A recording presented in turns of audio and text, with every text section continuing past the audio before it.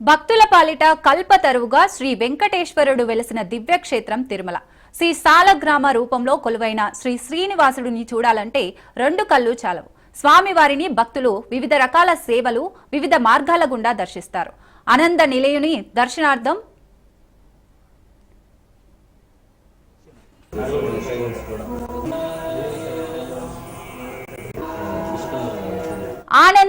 దర్శనార్థం నిత్యం వేల సంఖ్యలో భక్తులు సప్తగిరులు చేరుకుంటున్నారు. ఇలా శ్రీవారి దర్శనార్థం నిత్యం 80,000 నుంచి 90,000 మంది శ్రీవారి కొండకు వస్తున్నారు. ఇక వారంతల్లో ఆ సంఖ్య 1,00,000కు పైమాటే. ఇలా వచ్చే భక్తులు పేద ధనికులు అనే తారతమ్యం లేకుండా నిత్యం వివిధ దర్శన సదుపాయాల ద్వారా ఇలవైకుంఠంలో వెలిసిన దేవదేవుడి దర్శన భాగ్యం పొందుతున్నారు. స్వామివారి దివ్యమంగళ స్వరూపాన్ని తనివి తీరా చూసినా మళ్లీ మళ్లీ చూడాలనే తాపత్రయం ప్రతి మనిషిలో కలుగుతుంది.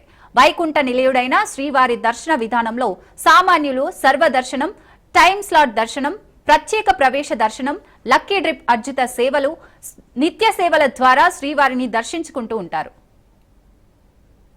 ఈ నిజ నేత్ర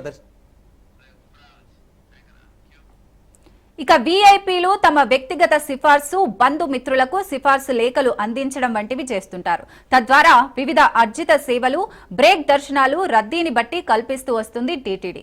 ఏఏడి దర్శన నుంచి వీఐపీ బ్రేక్ గా రూపాంతరం చెందడం, రోజుకు 2 సార్లు వీఐపీ బ్రేక్ దర్శనాలు నిర్వహించేవారు కాలక్రమేణా పెరుగుతున్న భక్తుల రద్దీకి అనుగుణంగా రోజుకు ఒక్కసారి మాత్రమే బ్రేక్ విధానాన్ని అమలు చేశారు.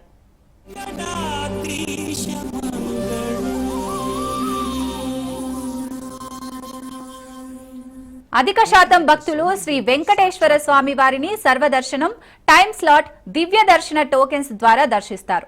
వీరితో పాటుగా కళ్యాణోత్సవం, డోలోత్సవం, అర్జిత బ్రహ్మోత్సవం, సహస్ర దీపాలంకరణ సేవ కలిగిన భక్తులు వైకుంఠ క్యూ కాంప్లెక్స్ ద్వారా శ్రీవారి దర్శనానికి చేరుకొని స్వామివారిని సేవిస్తారు.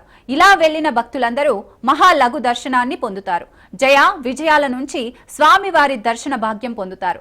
దాదాపు 80 నుంచి 90 అడుగుల దూరంలో శ్రీవారిని దర్శించే భాగ్యం కలుగుతుంది. ఇక ప్రముఖుల కోటాలో ఇచ్చే వీఐపీ బ్రేక్ దర్శనాల ద్వారా దాదాపు 30 నుంచి 40 అడుగుల దూరంలో స్వామివారిని సేవించడం జరుగుతుంది.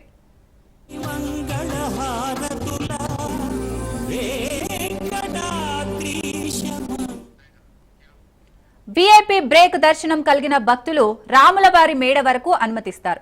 ఇక ప్రోటోకాల్, రెఫరల్ ప్రోటోకాల్ దర్శనాలు కులశేఖర పడికి 5 అడుగుల దూరంలో స్వామివారి దర్శన భాగ్యం కలుగుతుంది. సాతుమూరలో వైష్ణవ బ్రాహ్మణులు శ్రీవారిని 12 అడుగుల దూరంలో దర్శిస్తారు. శ్రీవారికి నిర్వహించే సుప్రభాత సేవలో అత్యల్ప దూరంగా 10 అడుగుల ముందు శ్రీవారిని కనులారా వీక్షించే భాగ్యం దక్కుతుంది. నిత్య సేవలైన తోమాల, అర్చన సేవతో పాటు వారపు సేవలైన శ్రీ వెంకటేశ్వరుని అభిషేక సేవ, తిరురప్పవడ సేవ, అష్టదళ పాద పద్మారాధన సేవలో స్వామివారి గర్భాలయానికి ముందు ఉండే కులశేఖర పడి వద్ద కూర్చునే అవకాశం లభ్యమవుతోంది. క్షేత్రం కలియుగ వెంకటేశ్వర స్వామి సన్నిధిలో సుప్రభాతం నుంచి రాత్రి ఏకాంశ వరకు ఎన్నో రకాలైన దర్శనాన్ని శ్రీవారు భక్తులకు అనుగ్రహిస్తూ ఉంటారు. తొలిగా ఇందులో సుప్రభాత సేవలో విశ్వరూప దర్శనాన్ని స్వామివారు అనుగ్రహిస్తారు. సుప్రభాత సేవలో పాల్గొన్న భక్తులందరికీ స్వామిని అత్యంత సమీపం నుంచి దర్శించుకునే భాగ్యం కలుగుతుంది. అటు పిమ్మట తోమాల సేవ, అర్చన, శుక్రవారం అయితే తిరుమంజనం. ఈ సేవల్లో పాల్గొనే భక్తులకి స్వామివారి గర్భాలయం ముందర కూర్చొని సేవను వీక్షించే అవకాశం కూడా ఉంటుంది. తరువాత మొదటి నివేదన తర్వాత సాత్తుమర దర్శనం అనేది ఒకటి ఉంటుంది. వైష్ణవ స్వాములందరూ స్వామిని దగ్గర నుంచి దర్శనం చేసుకోవడం జరుగుతుంది. అటు పిమ్మట ప్రోటోకాల్ దర్శనం అని, శ్రీవాణి ట్రస్ట్ దర్శనం అని, వివిధ రకాల ప్రాధాన్యత కలిగిన దర్శనాల వారందరూ కూడా స్వామి దగ్గర నుంచి దర్శనం చేసుకుంటారు. అంటే సుమారు 15 నుంచి 20 అడుగుల లోపల వీరందరూ స్వామిని దర్శనం చేసుకునే అవకాశం ఉంటుంది. దాని తర్వాత ఉండే విఐపి బ్రేక్ దర్శనంలో సుమారు ఒక 35 నుంచి 40 అడుగుల దూరం మధ్యలో స్వామిని దర్శించుకుంటారు భక్తులందరూ. చివరిగా 300 రూపాయల టికెట్ కలిగిన భక్తులు, కళ్యాణోత్సవం టికెట్ కలిగిన భక్తులు, వివిధ రకాలైన ఆర్జిత సేవ కలిగిన టికెట్ కలిగిన భక్తులందరూ కూడా జయ విజయుల దగ్గర నుంచి దర్శనం చేసుకోవడం జరుగుతుంది. దాన్నే మహాలఘు దర్శనం అని కూడా మనం ఇక్కడ చెప్తూ ఉంటారు. సుమారు 80 నుంచి 90 అడుగుల దూరంలో మనం స్వామిని చూస్తాము. స్వామి నిరంతరం 1000 దీపాల వెలుగులోనే మనకి దర్శనం ఇస్తాడు. రాముల వారి మేడ దాటి విద్యుత్ దీపాలకి లోపల ప్రవేశం లేదు, నిషేధం ఉంది. కాబట్టి 1000 దీపాల వెలుగులోనే మనం అందరం స్వామివారిని దర్శించుకోవడం జరుగుతుంది. 1980 సందర్భాల వరకు ప్రతి ఒక్కరికి స్వామివారి కులశేఖర పడే వరకు దర్శనాన్ని కలిగించినట్టుగా మనకి తెలుస్తున్నది. కాలక్రమంలో రద్దీ అధికమవుతూ వచ్చేసరికి 2005-2006 సంవత్సరంలో టీటీడీ వారు తొలి ప్రయత్నంగా మహాలఘు దర్శనం అనే దాన్ని ప్రవేశపెట్టడం, దాని ద్వారానే మనం ఈ రోజు ఒక రోజుకి 75,000 మంది వరకు